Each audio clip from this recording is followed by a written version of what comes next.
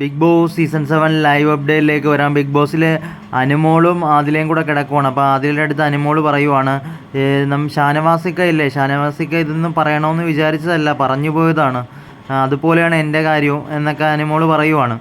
അനുമോൾ പറയും, ആര്യനില്ലേ, അവനെങ്ങാനും എൻ്റെ കൈ നേരിട്ട് കിട്ടിയിരുന്ന ഞാൻ വെറുതെ വിടത്തില്ല, ഞാൻ അവനെ തല്ലിക്കൊന്നേനെ, അവൻ എന്താണ് എന്നെക്കുറിച്ച് പറഞ്ഞത് എന്നൊക്കെ പറഞ്ഞ് അനുമോൾ ഭയങ്കര ഇതായിട്ട് പറയുകയാണ്. അനുമോളുടെ അമ്മയെക്കുറിച്ച് എന്തുണ്ടൊക്കെ ആര്യൻ എന്തുണ്ടൊക്കെ പറഞ്ഞായിരുന്നല്ലോ, അതൊക്കെ കൊണ്ട് അനുമോൾക്ക് ഭയങ്കര കലിപ്പ്.